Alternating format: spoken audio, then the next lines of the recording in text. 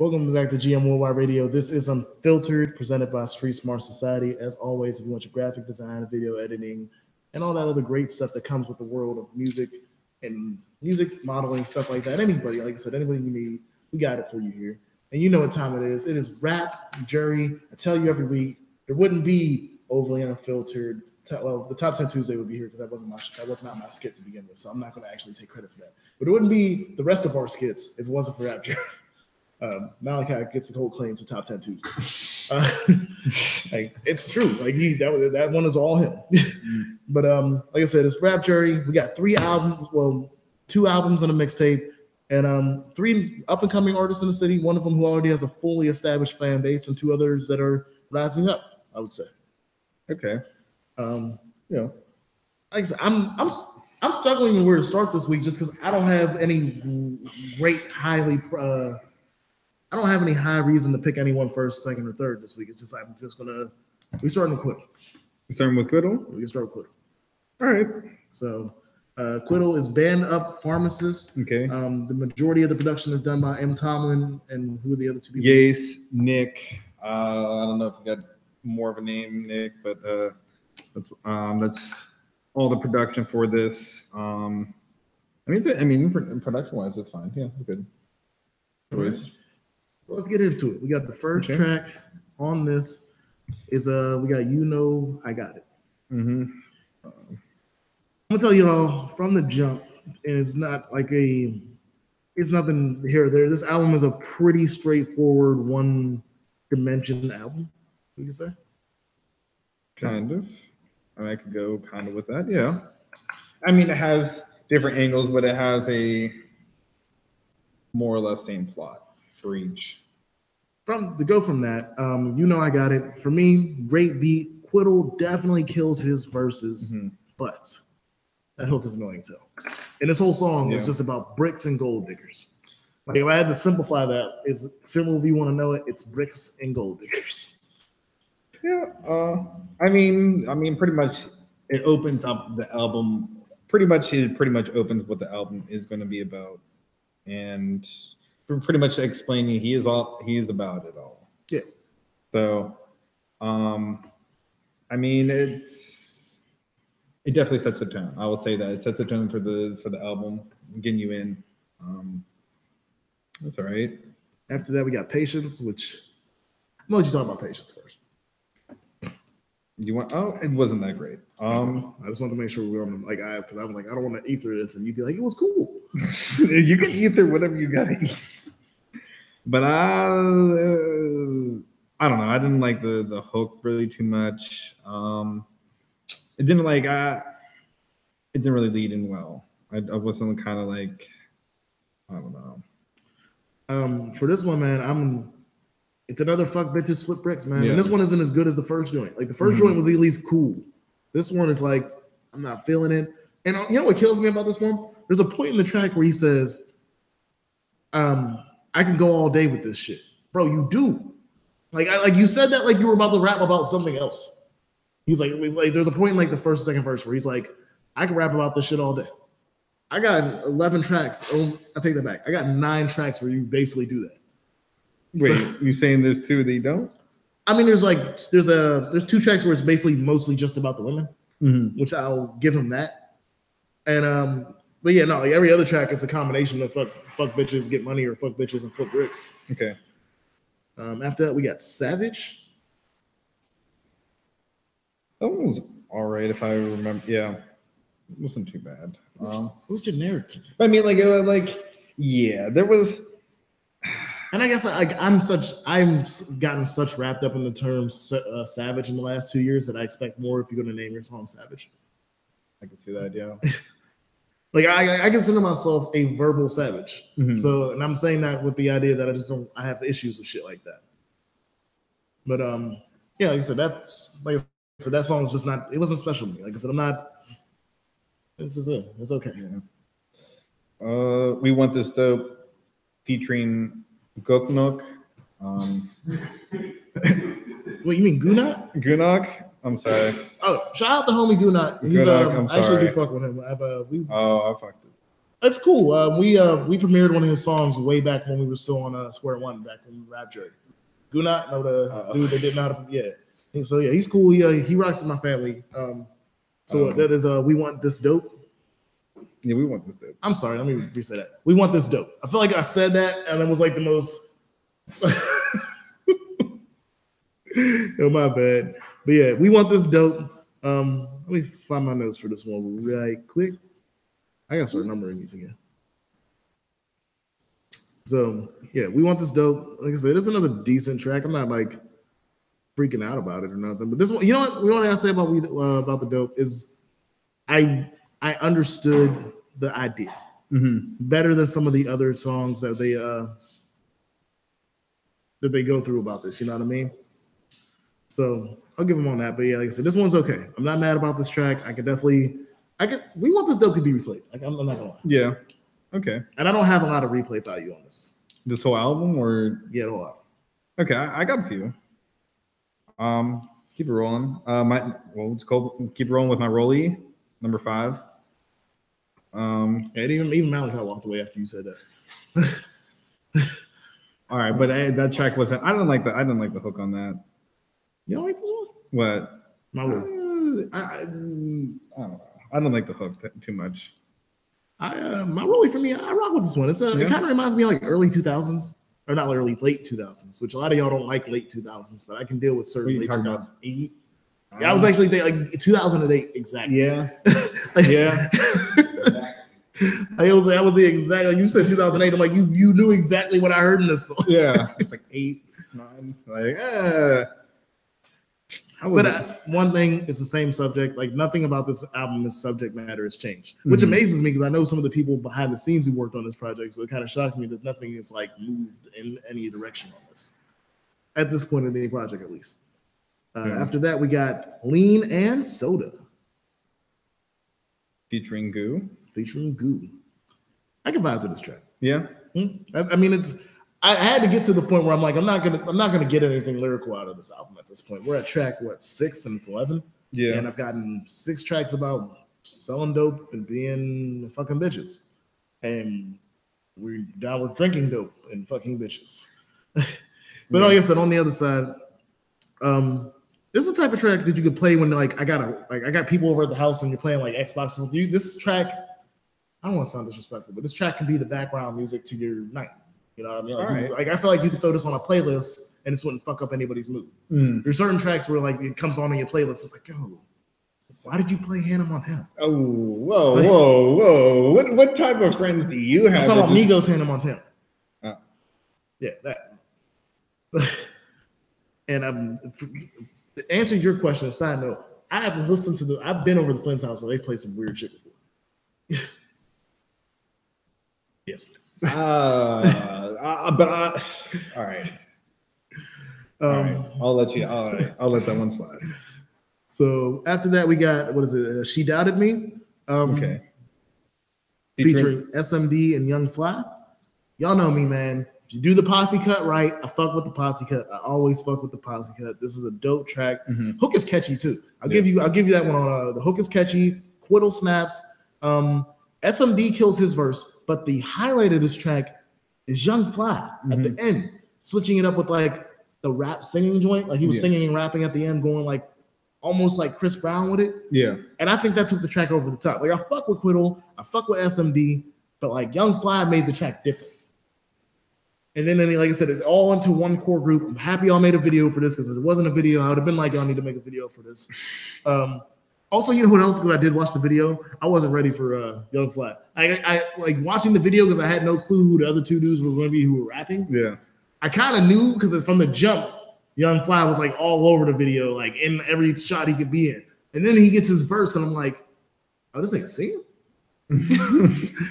And it was like an island feel. Like he's not from. I mean, I could be wrong, but he doesn't sound like he's from the States. Like he sounds like he could be from down like in the Caribbean or over in and something. Like I said, he definitely had a unique sound to that. So I do like shout out to Young Fly, shout out to SMD. This is definitely one of my favorite tracks. Okay, next one coming up is actually I can fuck with this one. Freak for the Night. All right, I gotta like disclaimer this because I feel like if if people think I like this song too much, they gonna think I'm fucked no, whoa, hold up, time out. Disclaimer, like this is like public service announcement. I like the song. I'm not out here doing this. I don't got the main bitch. I got a side hoe, and I'm not looking for the freak for the night because that's what I want on the D-Lo. You know why I like the song so much though? Is it sounds like, at least from what I got from the song, is he's being fucking honest with these hoes. Yeah. Like he's taking you back and he's like, you do know this is for tonight. Yeah. Like, yeah, I'm not gonna call you tomorrow. I'm not calling you out. And then there was a point in the song, was like, I'll hit you up when I want some sex. Like he's straightforward as hell about this, which I like straightforward shit. It sounds fucked up, and it is fucked up. Oh, but yeah. I'd rather you. It's like my theory on being racist. Y'all like, oh, it's wrong to be racist. I rock with the people that are racist to my face. I don't rock with the people that are racist, and then I got to find out because they'll say some slick shit like, oh, well, you know, Obama did this. Like, oh, nah, you took 5 years for you to get that out, right?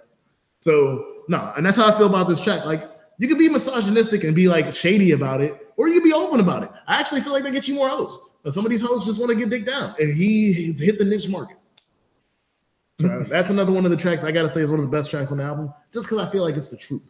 Like I really feel like, and I could be wrong. He could be pillow talking with some chick right now, but I feel like that track was some truthful shit. Oh yeah, yeah, pretty much I can concur with that. Yeah, it was definitely, I can feel this. You have these. I mean, if you got this on deck, I mean, why not? I mean, get it out. You know, I mean, if everybody's down with it. Get your freak for the night. But I mean, like, look, I like the track. It's probably one of my favorite tracks. Again, like I said, I don't want to go ahead and don't be like, yeah, I'm not out here like that. You know, I'm not out here trying to get like slipped up in something. You know, that's all. I like music. All right, that's why I'm just going to leave it out like that. I like to enjoy the lyrical content, even if it's like disrespectful as hell. I'm just saying. After that, we had Never Had It. This was boring to me. I wasn't into this track. Yeah, it kind of was redundant. Also, do we know who was on the second verse of this? Jaywalk, yeah. Yeah, that was his verse was boring as hell. Yeah. Like I think Quiddle was decent on this track. I could have lived without Jaywalk. Yeah. And at this point in the album, this is track 9. I mean, I know it's 11 tracks, but this could have been 10. Like you could have knocked this one off altogether. I mean, like, I'll say it was kind of like a switch up from the album a bit.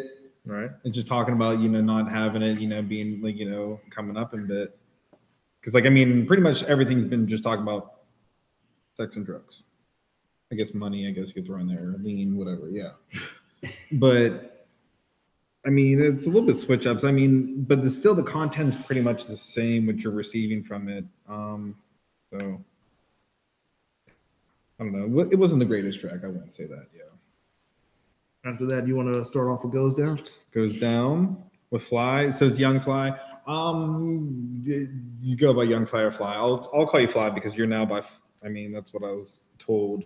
So, it was all right. It was a good track. I mean, it's again the same content.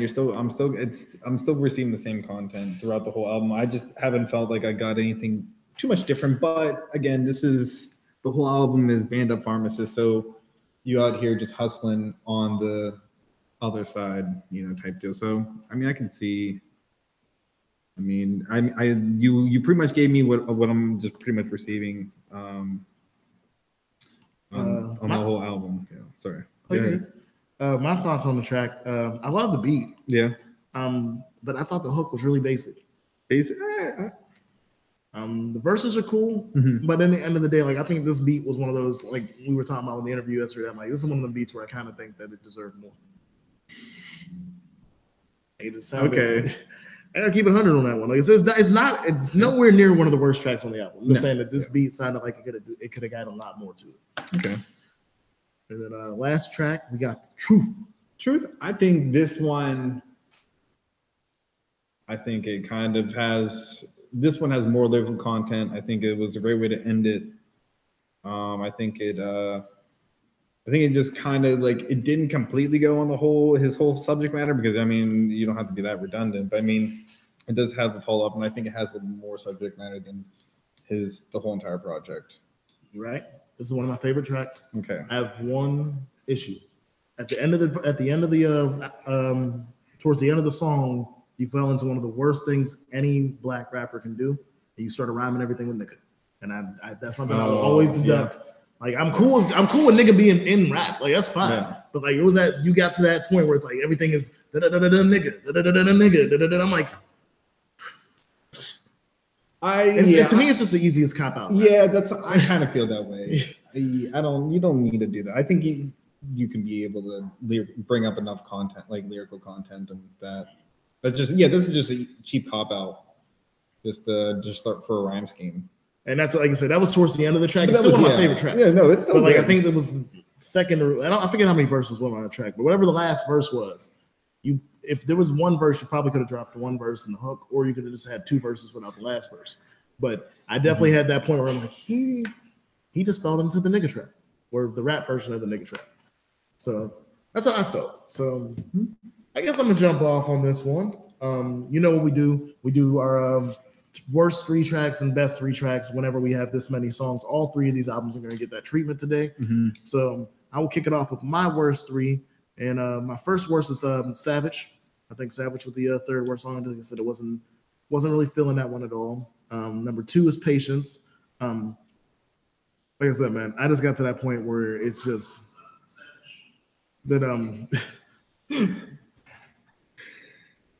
it's just like I said, it's not one of the songs I can't deal with this flip brick stuff when it's just this blatant. And the worst track overall for me is Never Had It. Again, it's boring for me, and I never got anything out of that track. That's just how I feel on that one. You want to drop your worst 3, and then I guess your best 3 after that? All right. I'll put my Rolly 3, Patience number 2, and we want this to. Again, I would just feel like it was a lot of redundant content. Some of it, like, I mean, I don't know. I just felt like a lot of redundancy. I feel like overall, I mean, you have, like, for me, it's like a 50-50 at this album. You got like pretty much 5 or 6 songs that are pretty much good, and 5 or 6 that are not. Like, it just seems like I was getting that from the other songs, and I just chose that these songs were just better done. So what's your best 3? Top 3, I'm gonna go with She Doubted Me, Freak for the Night, and then The Truth. Yeah, The Truth was like, that was one of my favorite tracks. It was a great way to end it, and I felt like I got a lot more different content than the whole entire project. So that's just me. We got one of those moments where we have the exact same 3. I just got a different order. Oh, okay. 3 for me is The Truth. Like I said, to me, is one of the best tracks. It's just what hurt for me was the last verse with the rhyme scheme. Okay, yeah. Okay. After that, number 2 is Freak for the Night, which almost went to number 1, but morally I had to let it go to number 2 because I'm sorry, I couldn't have y'all out here thinking that was just like what my life was like. So yeah, Freak for Night was on number 2. And then Doubted Me was my number 1. Like I said, to me, Quiddle, and I go to Quiddle on this one. You had the view of just a great posse cut. Like I said, this is a great song. And like I said, sometimes I think posse cuts are the other artists. To me, this was you knowing who you wanted on your track. And then, like I said, Young Fly, that was just, I haven't heard anybody from the Berg like Young Fly before. So that was different too. I guess it's time for them numbers though. As you always know, we go 5 to 0 and 0 to -5 if you really trash. So we're gonna start it off again. This is Quiddle, Band Up Pharmacist. I'm rolling with the solid 2. Who's gonna give him a 2.5? I liked it. I think there's a lot more expectations. I didn't want that. I feel like we could have had a little more different content. I think we could. I think you could probably go more for more storytelling, maybe through some of it. That could have been good. But I mean, like maybe like talking about being like, this band of, the Pharmacist, out here hustling, like what were you doing like on this, like, on this day, just tell a story for me. that's something that's really needed, like to have a better album structure. I mean, I'll give you that. I didn't think about that. You talk about bricks and trapping and these bitches, but there's never really substance around it. Yeah, like talk about that one night. You were doing this, and this. Like without snitching on yourself. Yeah. No stop snitching. Yeah, I mean, like don't say any names. Like don't get it out. I mean, just don't smurder yourself. Just you can talk about some things without being very precise about what events that night, whatever. Don't go be like February 13th, we were out doing this. Like, well, okay, that was you then. All right. we were staying here. We were in this car. The plate was no. I know. That's why you kept on saying I need stories. I'm like, I need loose stories. Loose, like we were riding the van. We were out. Hit this one corner. On the east side. Or up north. That needs to be the extent. Yeah, you don't say like the east side got too many cameras. Yeah. And what was that gunshot prevention or gunshot detention stuff? Mm-hmm. So make sure like at this point, if you're on the east, don't even put the car color down. They might catch you off of that. Yeah, we were in the blue van. No, don't even say the blue van. So, but again, shout out to Quiddle. Like I said, and, I guess you have the rap, you have the flow. And you have the ability to put bars together. I just need you to get out of your box and start rapping about other stuff, man. And I think you'll get up on these. You get your numbers up, get into the top 10 by the end of the year if you got another project for us before the end of the year. That's how I look at this. Okay. But I don't see anything wrong with you as a rapper. I just see stuff wrong with the subject matter. Mm-hmm. I can't deal with another 11 tracks about trapping and fucking bitches. Yeah. I'll say I can. If you still come out with a few tracks, but if you bring out the storytelling, I can do it. Oh, yeah, that's different. If you come out with like a Pusha T version of this drugs and bitches, then fine. Yeah. But you kind of gave me if you want to be on this content, which I'm fine with it as long as you have like a structure towards like you're gonna have some type of like, oh, we were doing this. And then you could throw in a random track that like you wouldn't expect out of the album. Like, it could be an R&B one. I mean like you could still be rapping, just have somebody singing for you. Switch it up. Because honestly, to James's point, your closest song to like a true song for the ladies is "Freak for the Night." And and that's something we look at. That's something we look at for these reviews. I'm not saying I need a love song. I'm just saying that I can see that. You had a point on this album, and the closest thing you got to, well, I love women, and these are my queen, was "Freak for the Night." You can come over and get this dick, and then I'll call you next time you can get this dick. Which again, still one of my favorite songs. Yeah. I'm just saying that's the reason for me to give you the two is because even when you did go outside your lane, you didn't really go for it. Mm-hmm. So that's where I had to go with that. Okay. Yeah. Overall, I think there's a lot of improvement. I think I definitely think you'll accept it, and open from there. I mean, I think when there's a nice project for you. Shout out to Nick M. Tomlin, Yates for the production. Shout out to I've noticed Jake Weiser, and I think Noah helped with the directing, and I think Jake Weiser did a lot of the production or the music videos. Also, I know Jake directed a couple of the music videos. So shout out to them. Sorry if I'm not shouting out the other people that deserve to be shout outs. Shout out to Ganuk, Goo, SMD, Fly, Jaywalk. It's a nice track album. Thanks, guys. We're gonna run it up to the next one. What do you want to do? I say we hit this Coby Bates, man. Coby Bates, The Shining, complete full production by Stevie B. When this type of stuff happens, I almost go to the idea that it was almost a collabo project because I think he was with Stevie B through every song. I think actually Stevie B might have probably been there. And because of the one point where Stevie B seems to be on the track. Where? Which one? I'm sorry. Oh, shit. No, I might not have the notes for that one exactly, but there's a track where Stevie B is on the hook talking and shit. Oh, okay. Says it Pixie? I don't think it's Pixie does. I know it's not Life's Box. We'll get to her, and I'll probably figure it out when I get there. All right. I'll just start out. Coby Bates, The Shining, again, Stevie B production, and the first track it's called Positivity Wins. I say it's a smooth track. It's it has what? I wasn't ready. I wasn't ready for it. No, I don't. I never listened to you before, Coby Bates, so I didn't know what I was pretty much getting myself into. It's like Bob Ross rapping. Bob Ross rapping? What? Because I can imagine. Yo. Hey there, I'm gonna paint a picture, but I'm gonna rap it to you. I'm telling you now. When the first time I heard the hook on Positivity Wins, which is a good track, I just imagine this dude painting trees while singing the hook. Yo. This isn't a bad thing. I don't consider this a diss at all. Like no, it's just like I know. Like I'm just picturing this now. Bob Ross painting while singing the song. No,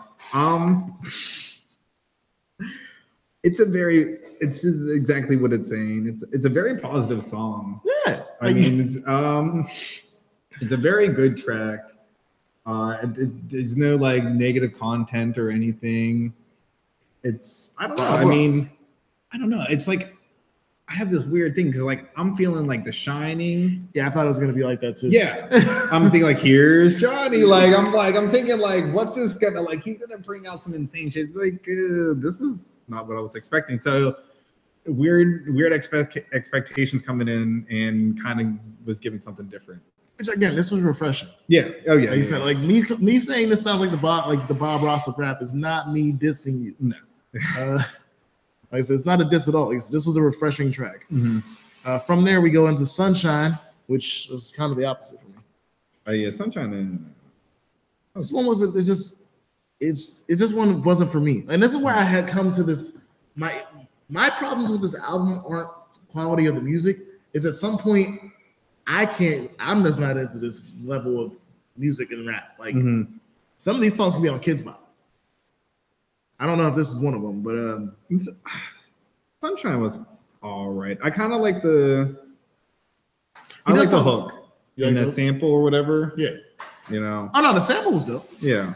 Other thing, I do like the fact that you do talk about your family a little bit and get into that. Like it's not a deep inner thing into your family, but you do talk about the like what that stuff, and I always look for that when I'm doing reviews, especially when I'm my first time reviewing people.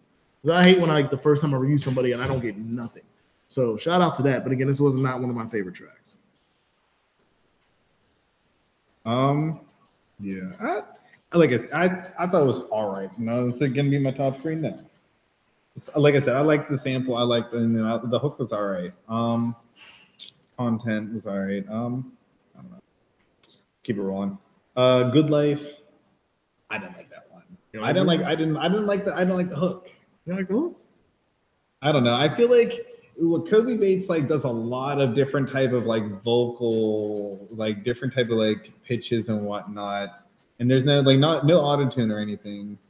That was my one thing. Even though I think it's a cool beat, I'm not that mad about this track.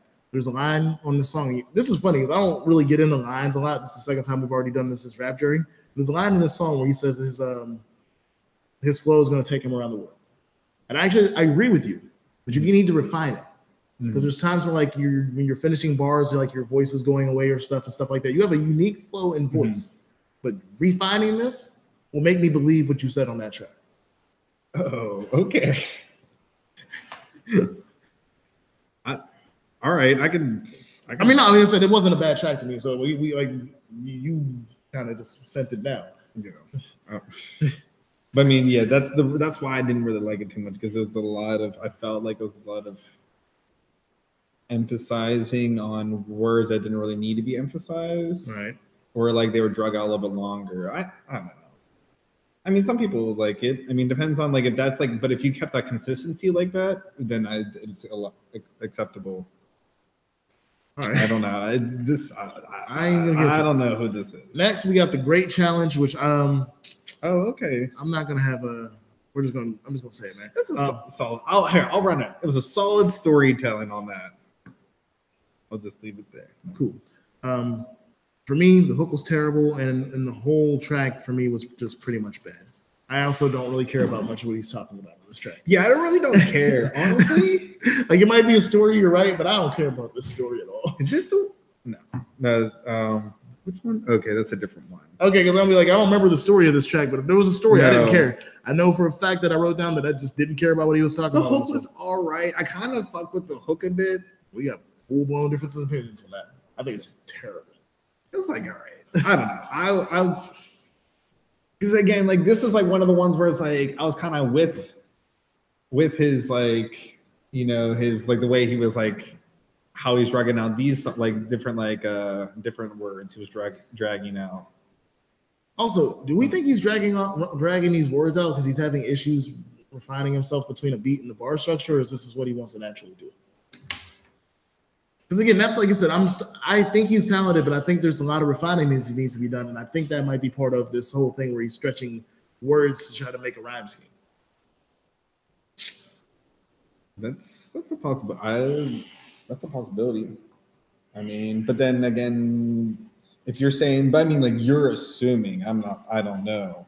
Or, I mean, we can always get feedback, but I mean, like if Stevie B was the full production, I feel like he could have worked with Coby based on that. If you're saying like if this was a joint project. I mean, I look at, only way I would say that is if Stevie B and him were in the studio for all 10 tracks. Now Stevie B just sent him 10 tracks, and that's different. Yeah. From there, man, do you have anything else to say about Great Challenge before we move on to? This one? Okay. I fuck with this one. This is like, again, like, please, like, don't be out here. I'm gonna say the name of the song, goddamn.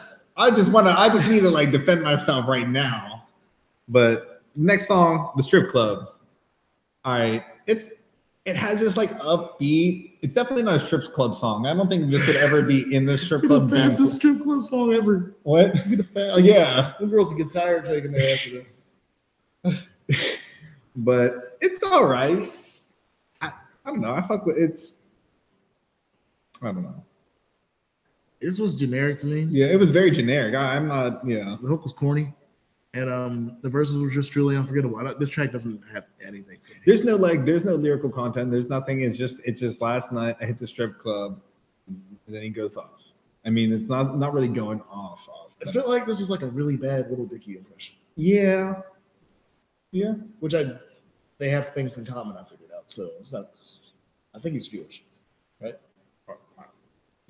So I think I heard him talk about it once. So I was like, he got that in common. They both got the same haircut. I'm just saying. Okay. But after that, we have one of the this track makes me think. What? Life's a box of crowns. So, all right, you just went ahead and got rid of chocolates and you threw in crayons. It's not what color you're gonna get. It's not what type of flavor you're gonna get. It's just a different color. It was just like a filler track. I didn't feel like. I don't think it's filler.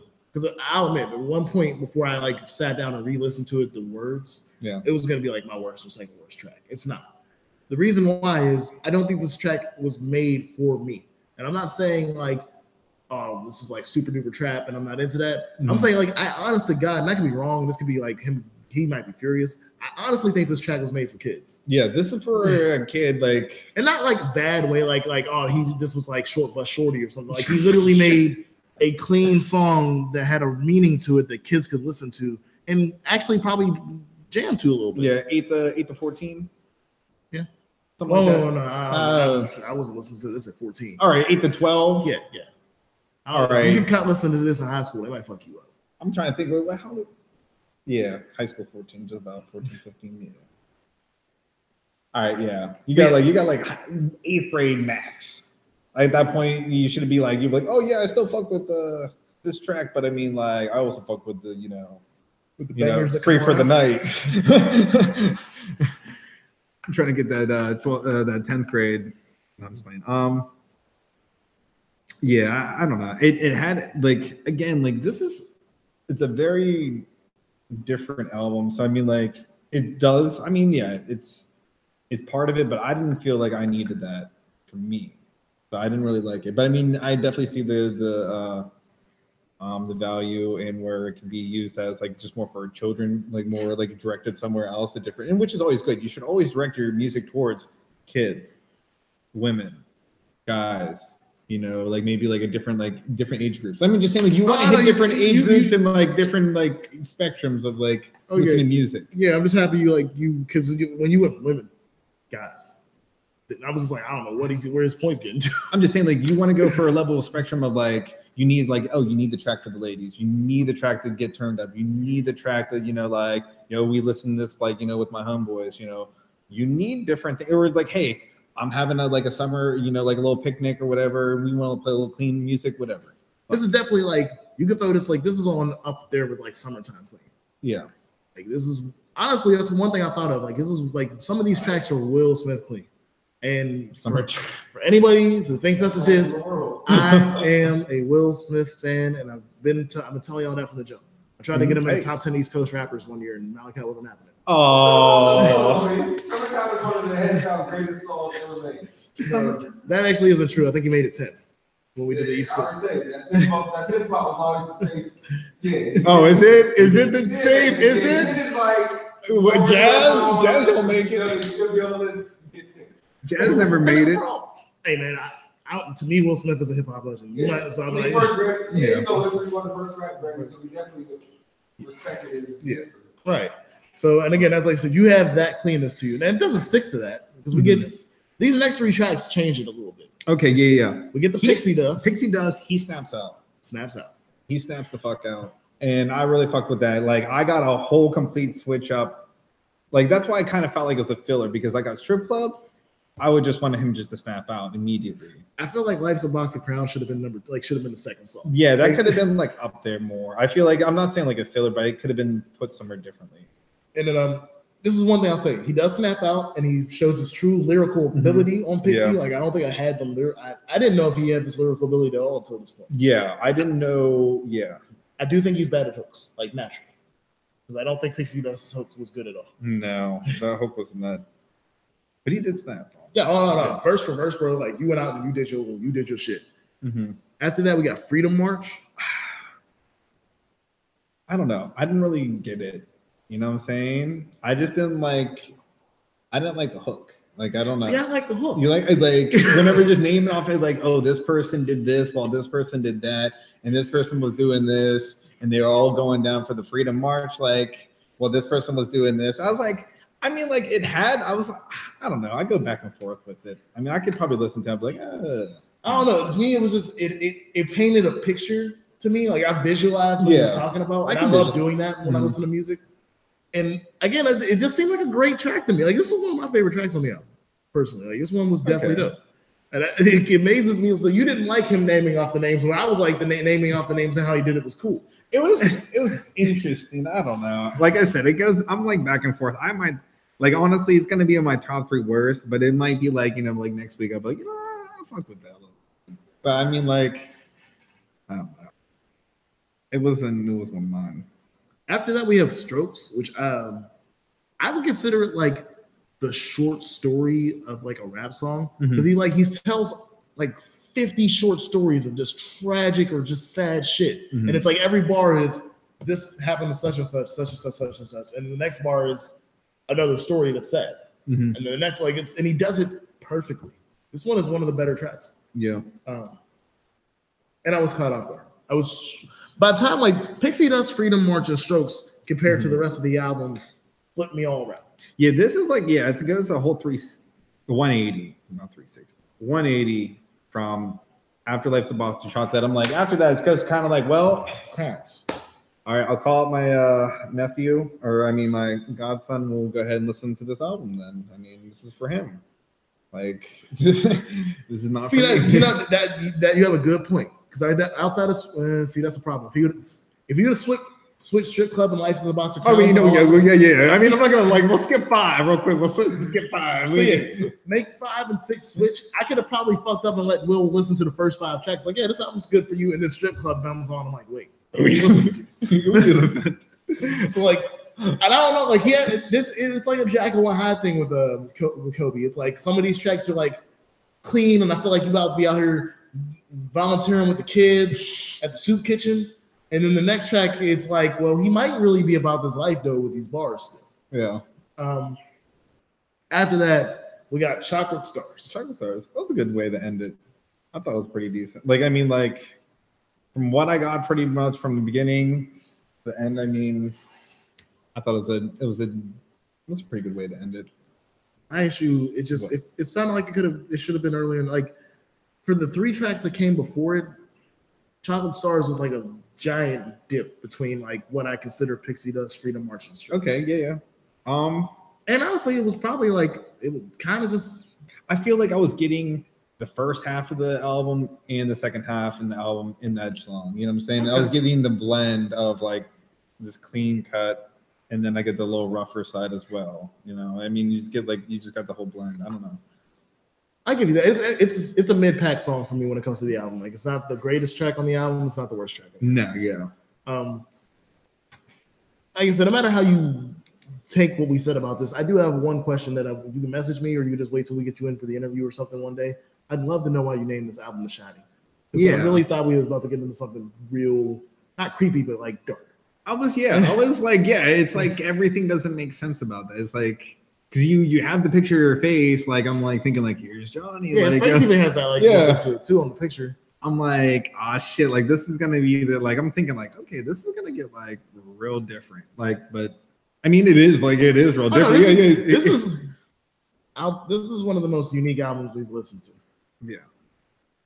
But I was thinking more like Eminem like levels. See, I don't try to put y'all in that box every time I see one of y'all rapping.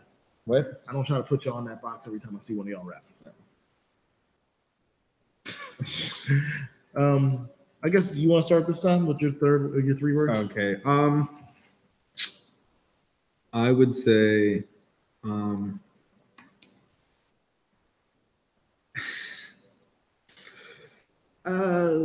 go with Freedom March 3.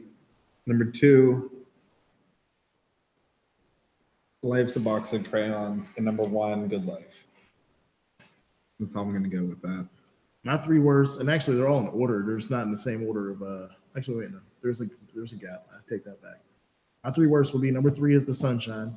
Okay. Number 2 is The Strip Club, and number 1 is The Great Challenge. Great Challenge. I would say those are my 3 worst tracks. Oh, that's unfortunate. I feel like this is gonna be one of the ones that we differ on anyway. It's good though. Yeah, that's good. Yeah.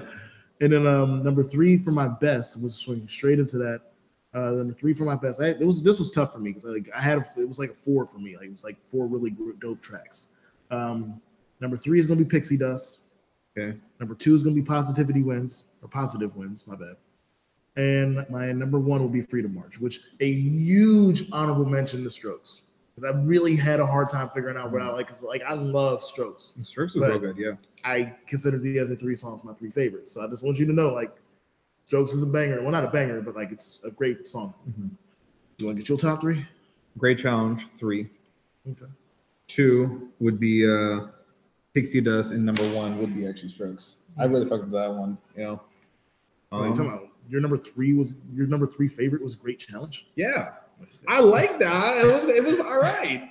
Like I said, what did I say? Freedom Marches was my 3rd words. Like I said, this album kind of like fluctuates. I'm like, I fuck with it 1 minute. I listened to this for about a week or so, and then just going back and forth. It's like I'm like, I fuck with this, and then I don't. I don't know. You know what I say? It's my 3 favorite songs are completely different from each other. There's nothing about Pixie Dust or Positivity or Positive Winds or Freedom March that have anything to do like sound wise towards each other. Yeah. So I do understand that. You ready for the numbers? Yeah. You want to go first? I'll give you a 3. I was gonna, I can give you 3. I think album wise, structurally it's well made.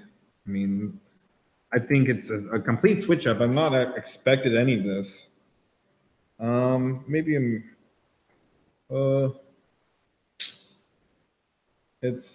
I feel like there's a lot of improvement, and I think you can do it. I'm just giving it too high. I was thinking I was going to give it 2.5 though. You know what? I think maybe 3 might be too high. Man, make it go goddamn right. It's gonna be. I wrote 2.5. I'm putting it 2.5. Yeah, it was good, but it wasn't that. I don't think I can run back all these tracks that many times. Oh no, I can. There's no way I'm running back all the tracks. Period. Mm-hmm. But I'm gonna go with the 3 because I think the highlights outweigh the lows. Okay. And when I say that, I'm saying like tracks like Positive Winds, and even the track that, like I said, I personally don't think I'd listen to again. But Life's a Box of Crowns to me is a very just the track that it is. Maybe I respect the track. I'm not listening to it ever again. I respect the track more than a lot of songs I ever say the words. I'm never going to listen to it again. If you heard it, would you like be like, oh, I know that track? Oh yeah, I can do that. You're not going to be fucking with it. I mean, if somebody plays it at your crib, I'm not going to tell you to turn it off. It's not that bad. It's just again, it's a song to me that are for the kids. Personally, I think it'd be one of those songs you could hit up who's the dude that played Kuta Kente and get him on. Yeah, and get on was it Magic Rainbow? Reading Rainbow, yeah. Reading Rainbow. This sounds like a song that could be like he could chill with. Yeah. So, but yeah, like I said, no, that's why I'm giving it a 3 because I think the highlights outweigh the lows. And like I said, the lows are one of his favorite songs for him. And then honestly, the biggest question mark on this album for me, even though it was not my least favorite song, is the Strip Club. Oh, LeVar Burton. Yeah. But yeah, the Strip Club song is out of place. No matter what the subject matter of every other track is on this album, the Strip Club song is out of place. Yeah, you could if you took that one out, yeah. But yeah, everything else seems like it kind of, you can just go with it. I could probably, I would feel comfortable letting a kid listen to this whole album without the Strip Club. Yeah, because even the other songs like Pixie Dust, where he goes lyrically hard, it's not like he's going lyrically hard and saying a bunch of vulgar shit. Yeah. The Strip Club, that's the song where it's like you could have had an E rating. We're gonna have to give you that PG-13. Give that minor violence and gore. And mild nudity? Yeah. Yeah, mild nudity is like. So again, shout out to Coby Bates. Shout out to Stevie B Productions. Again, we give these out from 5 to 0, 0 to -5. I gave out the 3. He gave out a really loose 2.5. We don't really know what his number score was. 2.5. I said 2.5. Yeah, you said some other stuff first. I wrote it first as a 2.5. My feelings. Just break something? I did not. We're good. After that, we got a friend of the show. We interviewed him last week? No. 2 weeks ago. I think it was the 7th. 2 weeks ago. We got FlyGuy, aka Dude with the Hawk. To2 Different. It's just one. To2. Okay, To2 Different. No, because he says the word. He only says two. He raps on. He says the words in the album. I'm too different. Yeah. Yeah. He just says I'm too different. He never says To2 Different. It says TO number 2 different. So, I don't know. It's different. Like it is. That's the first issue. I mean, it's not an issue. It's confusing, but it ain't like an issue to the album. It's confusing to me. A lot of the production was actually Dude with the Hawk, aka FlyGuy, and K-Pound. So either all or most of the productions, like it's just between them two. I think most of it's FlyGuy.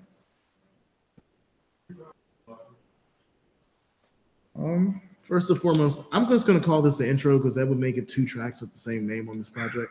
So I'm just going to To2 Different intro, and then there's To2 Different track number 4. This is how I feel. This is what I'm going to say. I felt 1 through 4 was just blended all together. Okay, elaborate. So I felt like that was the intro, and then. So you think this goes in acts? What? No, I don't think it goes in acts or anything. I just felt like the first chunk of songs, like if like you didn't like actually see the song skip, it kind of felt like it was like it did transition obviously into a whole nother deep, but it felt like it was just the same tone, the same vibe going with it for the To2 Different, and then all the music from like 5 to 18 like changes. I feel like different style and whatnot. I don't know. Okay, so since you bunched the first 4 tracks into something, I'm gonna just try to run down how I felt about the first four tracks real quick. Intro, good. He makes his point very clear on what his plans are. Like he goes into the intro, he's like, "This is what I'm gonna do. Y'all gonna have to deal with it." He's an arrogant person. Like he believes in himself. Not arrogant, confident. My bad. He's a confident person. A little bit arrogant when he wants to be musically. Like I tell you, I like arrogance in my rap music as long as you don't get like ignorant and arrogant. Don't call yourself Steve Jobs. But yeah, like I said, the intro to me, like I said, he tells you what his plans are for his career and the game. Yeah. And it's one of my templates on what a good intro is. So he made a good intro to me. After that, we go to what is it? Like I'm Sonic. Like I'm Sonic. It's an interesting track. I rock with it. I would say it's an average track for the album, but it's something I could listen to again. And I can tell it's not the greatest track on the planet, but it's something I can listen to, and I'm a Sonic fan. Okay, that's true. That. Like the hedgehog, not the restaurant. I've only been to the restaurant once, so I can't say I'm a fan. It's all right. But after that, we got number three, To the Bank, featuring Tay 7 Mile. Mm-hmm. This is just a generic money song for me, so I didn't get much out of that. Yeah. And then To2 Different. This is a cool title track. Would definitely say it's different. Like I'm gonna just go with that as my bad pun for the day. It's a different vibe. Like I said, it's a cool title track. You have a better chance of me being disappointed with your title track than me being overly excited about it, and I'm not disappointed, so it rocks. From there, you ready to go for your rest of your album? Well, the rest of the album was not playing. Trippin' was pretty good. I actually like Trippin'. That's the next track, number 5. I fucked with it. I didn't like. It's like it had like this megaphone effect where it just sounded like everything was echoing. I don't know. I didn't really get that too much. And he was like kind of yelling. Yeah. I don't know. I will say that very last verse where he's actually rapping is cool. Yeah. Like, but that's about all I got out of that was the very last verse. Some first verses where he's screaming or singing or whatever, I just wasn't into it. Next one. The next one's actually my favorite track in this whole album. Name on You. That was a cool love sex track. It wasn't my favorite track, but it's a good track. I thought it was a real good track. I thought it was one of my favorite. I feel like this is like a circumstantial favorite track for you. Why? If you had a good week.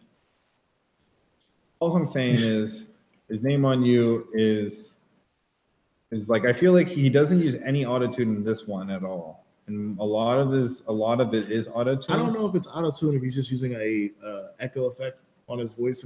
That's where I've been having issues trying to figure out, is he using autotune? Is it just an echo effect or reverb? Like I said, I'm not actually sure if he used autotune at all in this project. It's something. It's something. I know it's something. I'm just saying I don't want to misterm. All right, it as that's autotune. fine. All right, because I've heard worse. Whatever that is, whatever you want to call it, it's not bad. I think he's using it properly. Whatever the on this one he did. I didn't think he did on Trippin', but on Name on You, I think he did. Yeah. I thought those more. I don't even think he used any type of anything on that. But on Name on You, I don't think he did. Like I said, he knows how to mess with his vocal effects through engineering, but it's not like stuff that's so far out that I consider it auto-tune or distortion. But after that, man, we got Pimpin' Sense featuring Benji. Benji's, yeah. It's just like do or die. This is you coming back, bringing back this little Pimp C sound shit. You wanna ride in the backseat of Cali? Like I fuck with this track. It's dope. It brings back memories of UGK and like the Houston scene a little bit. Yep.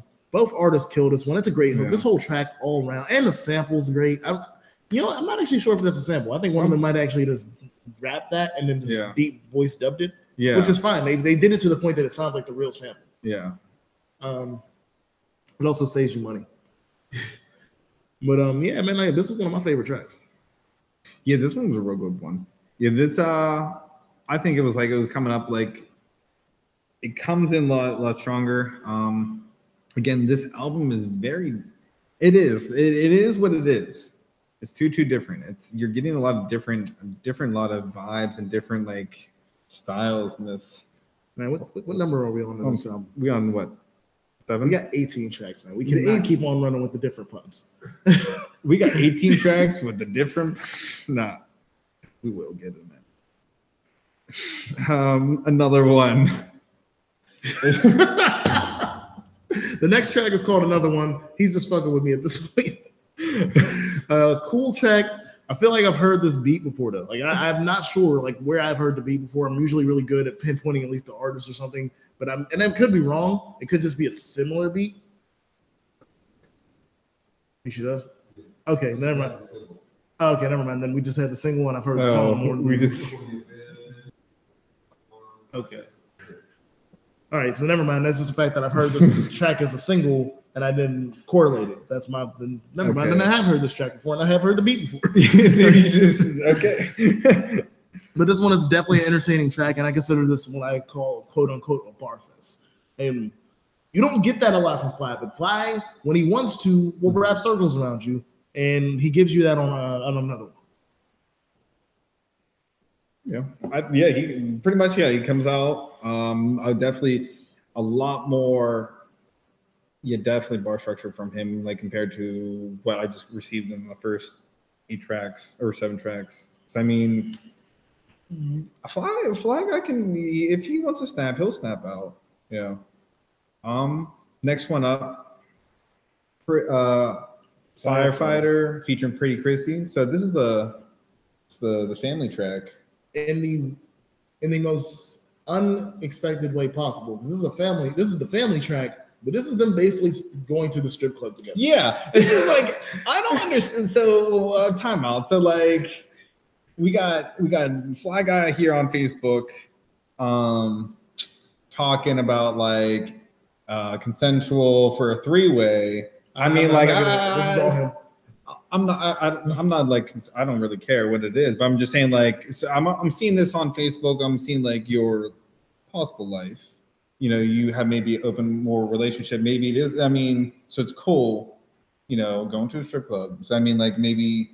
Oh no, it was just I don't know what I expected from. Like I heard everything that Fly said, and then the hook came, and then Pretty came in, and she was just like, "Yeah, you can drop that ass on me," and I'm like, "Oh, she's for the strip club too." Yeah. Because I mean, like we did the interview and like we were talking about strip clubs and whatnot, and like it seems like we know he's about the strip club life. Like, yeah, that's not something I doubted. I just didn't know we was going to get the husband and wife strip club. How if she's all right with him going and she likes it too? Come on. Excuse me. And I like the track. The track is cool. The track. Like I said, back to the track. It's more the idea that we were caught off guard. Like, I don't know what I thought Chrissy's verse was going to be. I just didn't think it was going to be her talking about getting lap dances too. Yeah. I actually thought she was going to talk about giving him lap dances or something. I don't know what I thought, but she killed it as she always does because Pretty Chrissy is one of the dopest female rap artists in the Pittsburgh area. Mm-hmm. But yeah, no, this was one of those. Okay, like it was one of those like, okay. Yeah. Like it was one of those. I'm just listening to it like, wasn't expecting this. Yeah, and Chrissy kills it. I thought. FlyGuy kills it too. Yeah, they both kill it. No, it's a good. The chemistry, I guess, in and outside of the studio is always solid between them two. I've never seen an issue. I think there was a track on the Rose Gold Bitch. There was a couple songs. So that's like, they have a solid chemistry working together. You know. I didn't know that. I'm sorry. No, I was actually talking about. I'm sorry. I get more information every day. I can tell both of y'all are like on that right now. Okay. Try not to say it, but still. I didn't know. Now we got When I Pull Up.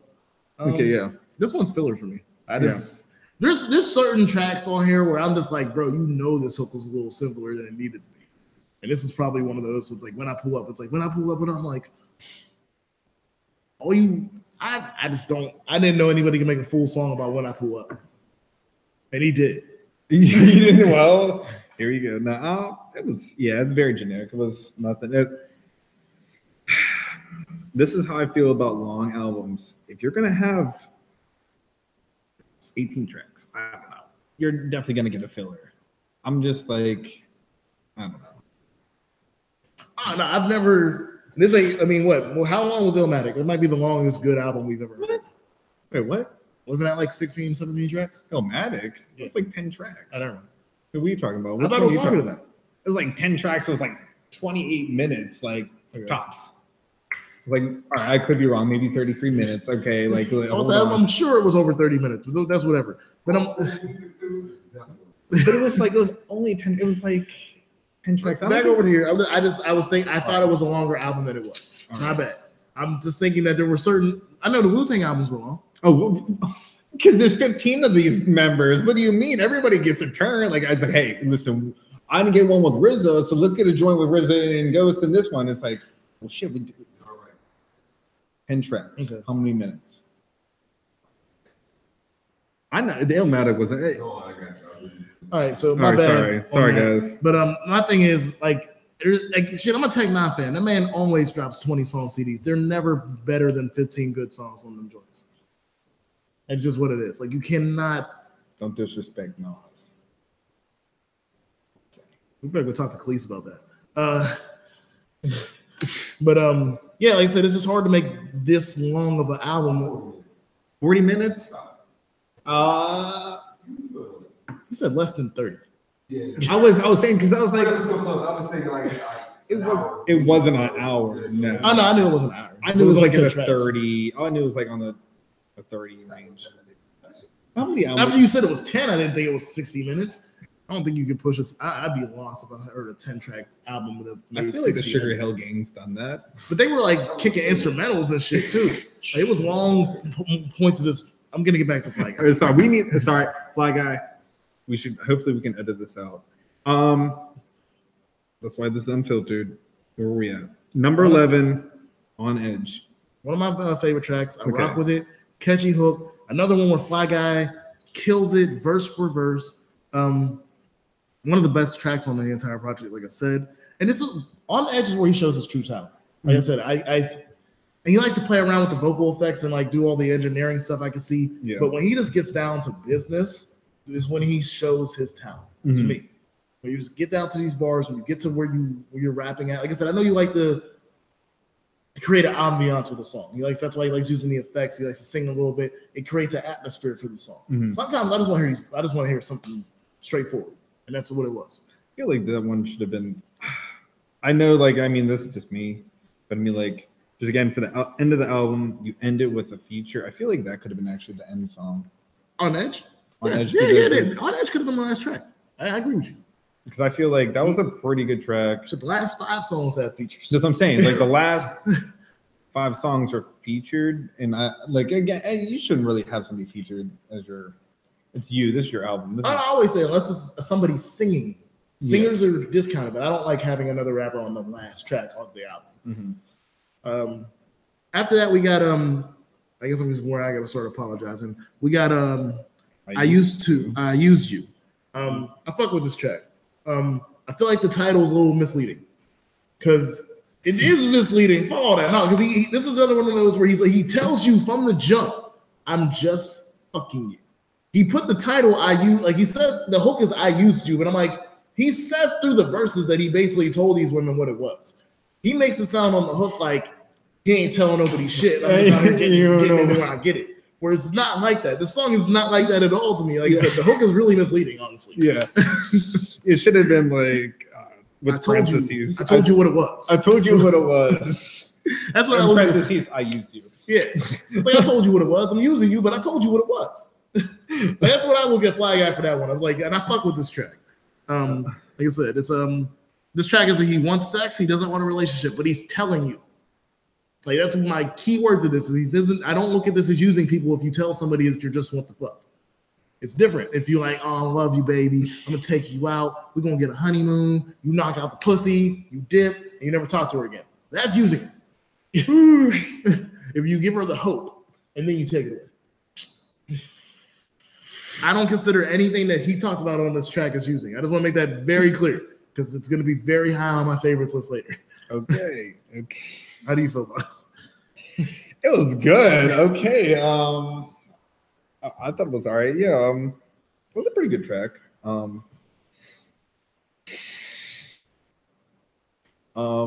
Yeah, I feel like it definitely was misleading.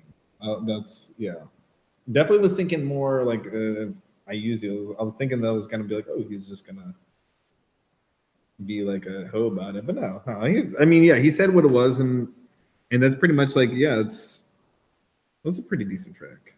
I don't know. It wasn't one of my favorites. I won't say that. I can't say it was my favorite. Oh, that's cool. I mean, it's a niche track, so I feel like you have to be in a certain situation to fully appreciate that track. Yeah. After that, we got Turn It Up, or it's a club song. I respect it as a club song because I don't think it's that crazy outside of that. Isn't that great of a track? Like I said, I'm telling you now, you play that in Diamond Nightclub, it'll be popping. Oh yeah, and I respect that because I don't think it's a bad club song. I've heard bad club songs. I think it's an okay club song, but for doing a music review, I don't have much to say about this track. Yeah, it's not a bad. Yeah, it's not a bad club song, but it's not really for me. I don't know. You can't re-tear the Achilles to this one. Depends on how many delicious drinks I can get for $5 before 11 o'clock at Blue Diamond at the Diamond Nightclub, formerly Taboo. But back to what we were saying. Okay, you just turned into status real quick. But after that, we got Broke People. This one featuring LL Mari. Hey, Marie. Okay. As long as I didn't have to butcher it. Okay. Thank God. Or Ladybug. That's her. Okay. Her verse was cool. I don't like the topic of this track. I think that the topic of this track is kind of like grossly obese a little bit. Like the whole track is about not liking broke people. Yeah. Like it's just like I don't even see how that's your problem, bro. If you balling, you ain't gotta worry about the broke people. And especially for an 18 track album, I just didn't need this song. Okay. There was I mean, she killed it. Yeah, she killed it. She killed it. I mean, but it also seemed like it just kind of on the disrespectful level as well. Oh, that's almost disrespectful as hell for anybody who's struggling.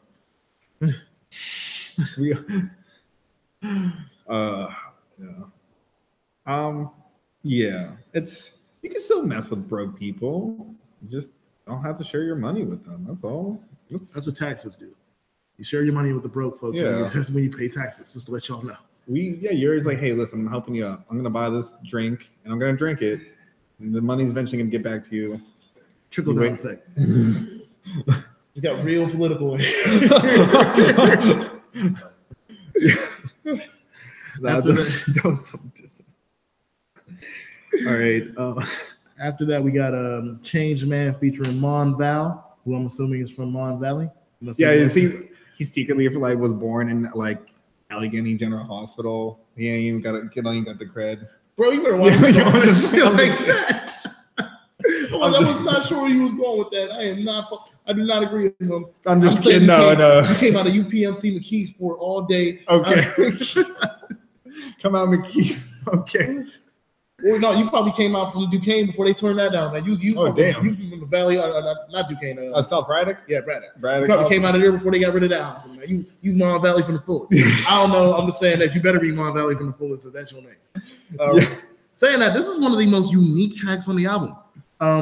It's like I feel like Mon Val is more of acting on the role. He's acting the role as like what his FlyGuy's conscious. Okay. Or something. I don't know if that's what it is, but like it's like he's having a conversation with himself, but he's using Mon Val's voice to differentiate the talking back to himself.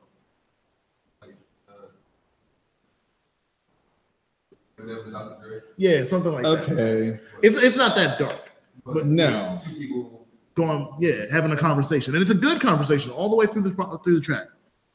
He talks about himself, his choices in life and stuff like that. Like this is a real retrospective track for FlyGuy, and I think it's unique that he was able to go out and get somebody else to do the back and forth part. Mm-hmm. Yeah. Okay, I didn't actually think of it like that. And then like, I mean, like on a loose Dr. Dre, Eminem, but like yeah. Like remember remember back when they were doing like the beat, like Eminem was doing the beat voice back and forth. Yeah, it's something like that. Yeah, I could. Yeah, like I didn't really think about it like that. Okay, that changed. That changes the way I'm thinking about the song now. Oh yeah, because Mon Val's voice is a little weird. Yeah, so like it caught me off guard with how like his voice is pretty high. Mm-hmm. Okay. Yeah. All right. I don't know what to say about this track anymore. Now I'm thinking like that. Okay. What was your original feelings of the track before I said that? I mean, listen, it was an all right track. It was like it just seemed a little different, but I was like, I wasn't thinking of like a conscious feel. Like it was his conscious over. And again, I could be wrong. I might have a fully different view of this song. It was just what I got from listening to it. After that, we got Time It Is. I'm sorry, but when I read stuff like that, I gotta stop because it's hard to read words like that. It is. That's not. It hurts when reading improper grammar is hard for me. Featuring Millie Boy. Millie Boy. Right. I gotta say, man, and you know what, I'm gonna just do what James did. Track 16 and 17 are just the most songs I've ever listened to. Yeah. 16 and 17 just didn't have to happen. Wow, 16 and 17? Jump Off is even worse. Jump Off with featuring yeah, go ahead. YT. If up fuck. Like they literally just talk about different shit. I fuck you please? Is that what is that? I F you if I have a feeling that actually is what it means. YT if you please. YT if you please. Okay. I like that. I like that. Okay, yeah. Okay. But yeah, not like to me. I could probably live without this. Not a terrible track. It's just by the time you get to track 16, there ain't nothing special about this track. Track 16. I will shout out Millie. That oh no, I'm not going to. Actually, I take that back. Millie had a cool verse, but that boom kaboom line was terrible. Oh, you know which one I'm talking about? He said, it's something like I go hard, boom. It's like I am kaboom or something, and I'm just like, oh no, no one can like I might not have the line exactly right, but when you hear me say this, I know you know what line I'm talking about. Shit. After that, like I said, Jump Off, man. Y'all had a whole track about talking about shit y'all jump off. Yeah. Like I can't. I don't have nothing to say about this track. This track is just. I could say this CD should have been 15 tracks long or 16 tracks long, but I mean when I say 16 and 7, the track 17 could have never been made. All right, I could. And I don't know how to pronounce your other boy's name. We just went it. I think it's I think it's YP if you please. I think I like that. Wait, I like that. If that's not it. I think it is because of how they capitalize. I don't want to go with YT. I fuck you, please. I'm not. I don't think it's that. So I'm going with F as in fuck, and then U, and then PLZ. Please. I'm just but it's definitely if you. Please. I'm going with with Malachi's. Yeah, you said it right. After that, we got Losses featuring Lum. Pharaoh Lum. Oh, it's Pharaoh Lum. Okay. Pharaoh Lum. Yeah, it was extra. I think it was a great way. It was the great way to end the album. I actually think it was a cool track, making sure him and his family are learning from his losses in his life. Mm-hmm. I think the good thing is he outshined Lum. Yeah. Because I don't think Lum was that great on this track, to be honest with Yeah, you. Fly finished strong. That's what. It's like I'm not saying like I said was it On Edge should have been the last track or something. That's just because I would prefer a solo track. That's all. But it being you outshining, like you should never ever get killed on your own track if it's the last track too. Like I mean, like number one, you should never want to be murdered on your track. It happens. But it happens. But don't put you're like, hey, this was a great fucking jam. Even though I got killed on it, don't put it as your last track. And this one, Control is the last. Yeah, Control is not the last track of the damn. So I mean, like, and getting called out too. But again, like I said, I'm Lum, and honestly, I think Lum hurts the song more than he helps. Oh wow, I was like just saying like it's not being outshined, and I thought like Lum had a decent. It was decent, but I feel like if it would have just been FlyGuy by himself, the song would have ascended way better. Okay. So no, Lum does nothing wrong. It's not like Lum makes me mad. I just think that he just didn't hold up to what FlyGuy was doing. It's a very long project. I don't know. So that was the end of it. I guess I'm gonna drop my worst three real quick. My number 3 is Broke People. So I told you I wasn't feeling. I'm gonna just keep it 100. Number 2 was Trippin', and then number 1 was To the Bank. Like I said, that song was just really generic, and I just like, the reason I don't put the Time It Is or Jump Off as the worst is because by the time I listened to those 2 tracks, I was drained of this project. Yeah. So if you moved I'm telling you now, Jump Off is runner up for one of my worst tracks, no matter what. But if you time it is, could have probably been moved up somewhere, and I probably wouldn't hate it as much as I do now. So I'm gonna agree with you. Broke people, yeah. 14. That's number 3. Jump off 2 and number 1. Turn up. I didn't really like that. Turn it up. I don't know. They weren't that great. And I'll say like this: like I don't have an issue when I said in the beginning that the first 4 tracks seemed like they blended together. It wasn't an issue. I didn't have an issue. It just felt like that. I don't, even though that's like what, right there, that's easily 14. Was it? Let me do the math. About 13 minutes, about, well, give or take, a minute, like them blending together. But I didn't think it was bad. So wasn't whenever I said that earlier. But my top 3 tracks, I would say number 3, Pimpin' Still. Number 2, Firefighter, featuring Pretty Chrissy. How did you read that and still say the title of that song?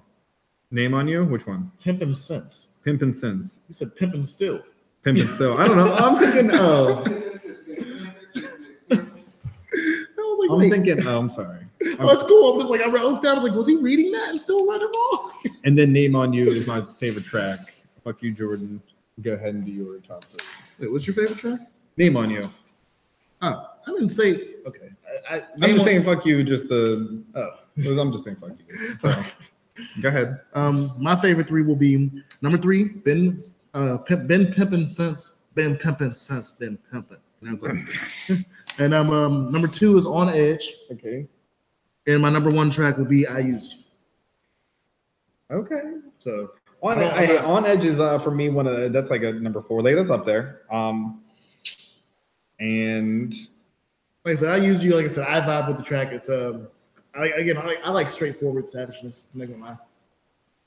So, who you want to throw these numbers down first? Me. I'll do it. I'm gonna give you a solid 3. Solid 3. Very long project. Had a lot of different features, definitely appropriate spots for featuring. I feel like maybe you could have structured maybe the ending a little bit better.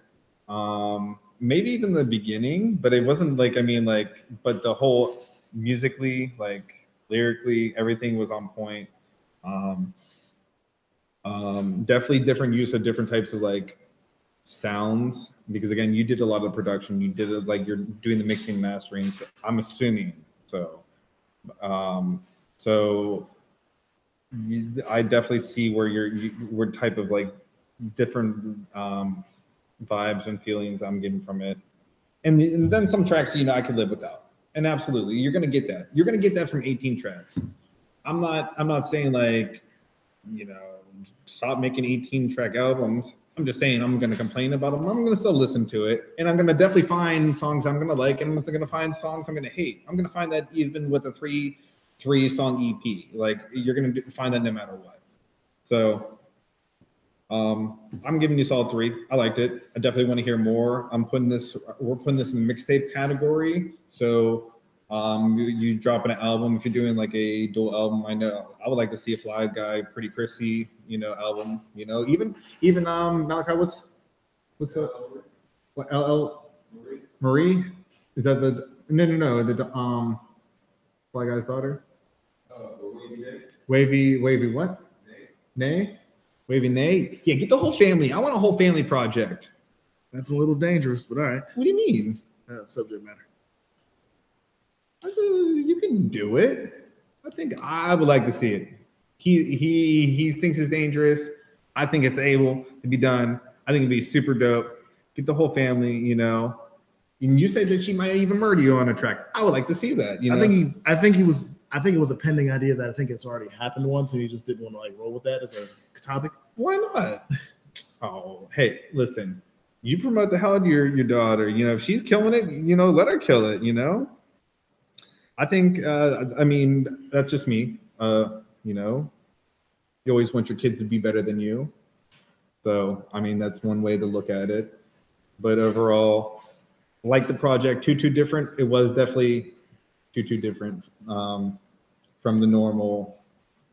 I guess it was just completely all like it's just definitely different sounds and vibes. So I liked it. You can just say what you need. I'm sorry. Overshadowed. No.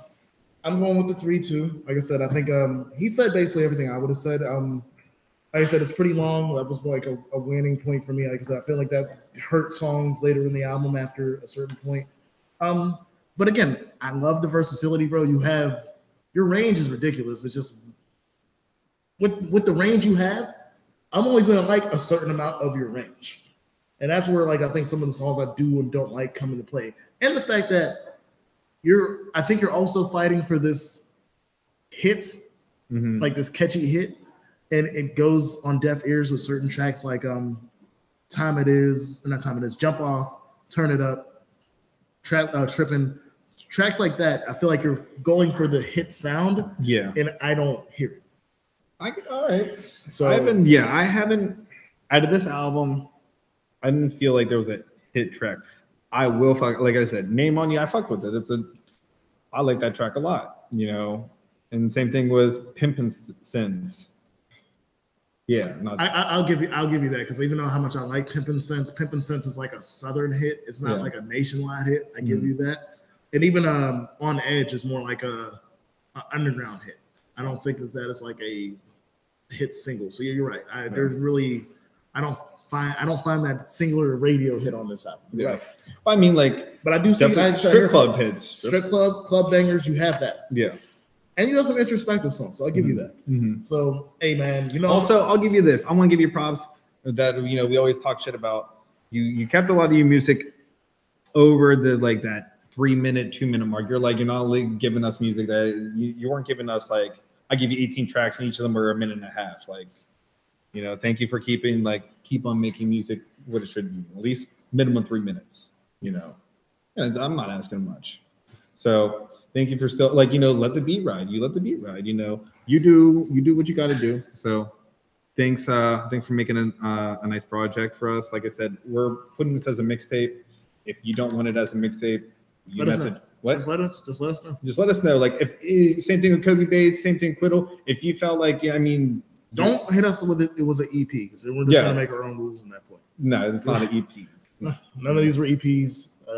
No, none of these. Damn straight, none of these were EPs. They're all albums. But like we were saying, FlyGuy was a mixtape. Again, I'm gonna run off my numbers again. For band of Pharmacist, Quiddle, first album reviewed for today, I gave it 2.5. Second album of the day, Coby Bates, The Shining, I gave that a 2.5. And then FlyGuy or Dude with the Hawk, To2 Different, I gave that a solid 3. You want to run off yours real quick? I didn't write them down, but I'm thinking that Quiddle was a 2, Coby Bates was a 2.5, and then FlyGuy was a 3. You giving Fly a 3? Okay. That's what I thought I did. Yeah. Okay. You want to write that in? And what's the? So, I mean, we had a pretty solid albums this week. Again, these are all local. If you guys want to check them out, I believe Quiddle and Coby Bates are on Spotify. You can check out Quiddle on Amazon. You can go ahead and cop that. If you want to just check it out, everything I believe on Coby Bates and Quiddle are on YouTube. If you just want to maybe sample before you go ahead and start purchasing tracks, that's all right. And if you want to, it's completely free. Go on audiomac.com. You can go ahead, type in Dude with the Hawk or FlyGuy. It'll come up and you'll see To2 Different.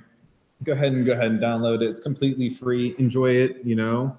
And thank you for as always, everyone, for the support and sending out music and whatnot. Definitely. So you know what time it is. We're gonna give you our last little bit of the day. It is overly unfiltered. I already got something ready for y'all to go. And well, not ready for y'all to go, so I can get back to the page, but it was already pretty much predetermined. Actually, you have the overly unfiltered of the day. I'll let you announce it. Wait, what about the other one you want to talk about? What was that? Well, I'm trying to get to the point that we only talk about one, because running through the runner-ups got a little tedious before. Oh, all right. And I believe me, bro. Like, I understand that you think like mine was a decent one. It could have definitely baited, but yours is pretty unique. All right. So it seems like fast food is our overly unfiltered issues of like the last month or so. So this one happens to be in the good old state of Florida, and somebody was a little disgruntled about I don't know what. It might have been like from a different day or something, but he went ahead and I don't know. She was handing him a drink. She was going back to grab something else. He throws a 3.5 foot alligator inside the window, and I guess he leaves. I mean, like, you don't just stay there and wait for your rest of your food, or I don't know what, but like, he was mad as hell. You threw a fucking alligator in there. Like, let's start it out like this. It's definitely gonna bite you. All right. Like, so I don't know, like, usually whenever you like see them, like you see like, oh, cops detaining like alligators, they always like grab them, wrestle them, and then they duct tape their mouth. Okay, so where was he just chilling that you could just like, oh, hold on, let me just go back, grab it, and just toss this bitch out? Do we have any confirmed cases of domesticated alligators? Yeah, you get domesticated alligator, absolutely. Yeah. I'm just saying, well, like, I mean, 3.5 is still kind of small. It's a large pet. It's a large pet. Oh, that's the largest pet. But like for alligators, like, man, at least it ain't like, I mean, that's probably as big as it could get. Yeah. No, they can get. I seen like dinosaur looking things. You're like, oh shit. Yeah, I don't hang out in places like that. I don't even like Florida. Florida, yeah. We here safe in Pittsburgh. Hey, don't forget about the Bayou folks, man. We got them over there too. Oh yeah. I don't if I'm like here, like I'm like here, like here's $6.75, here's your change. Let me go grab your the straw and drink, and like I'm about to grab. Next, you know, like all I hear is. I'm like, what the? Like what? I'll be like, fuck all this, nah. Like I don't even know. Like I don't even know. Like I don't know what to do. Like what to get spatulas and smack the shit out of it. Like. Get the grease and just start like throw it on it just to kill it. I don't know. I ain't playing around. I'm gonna kill that. Oh no, it's dead. Yeah, because I was reading the charges he got because he also got the charge for killing the alligator. I'm assuming they're charging him for killing the alligator for whoever had to do it. I mean, yeah, because I don't think he killed him himself. But they're like, we had to kill this thing. We blame you for us having to kill this thing. Yeah. Well, that's where I'm saying. Even if it was like, to me, I'm with you, bro. If you throw it, if I'm in the little ass fast food cubicle and you toss one of them things in, it's a wrap. Spatulas, whatever, hot fry grease would probably been how I got it done. But yeah, it would have been fucked up. That's what I'm saying. Yeah, it would have been fucked up. Nah, like, and I don't care about anything else in the restaurant. Shit would have been damaged. I might have tipped over a fucking fridge. Like I'm talking like shit, we got fucked up. Alligator. And I like reptiles, but I like reptiles that like aren't. Gonna murder you?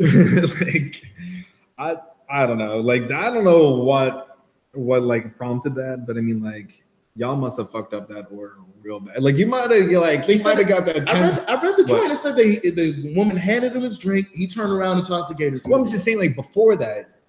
I'm just saying like he had came to that same. Oh, you talking about like in the past? Yeah, like. Last week he was there. He got that biscuit. Did he get like a biscuit too? Was this the same place that like giving out biscuits? Or like fuck all that? This is a Wendy's. Wendy's don't even serve breakfast no more. They got out of that game a long time ago. What? Like what do Wendy's do? I don't know. Like they must have really pissed them off. I'm just saying like. Oh, side note, we're just getting this story now. This happened in October and they still haven't released him for bail. Yeah. Think about that. This is the most awkward crime ever. You threw a gator through a window and they are not giving you bail because they are worried. You're going to come back to the courthouse with like a 6 foot, 7 foot gator. Judge, what's up?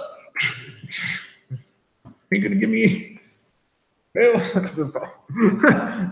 Shit.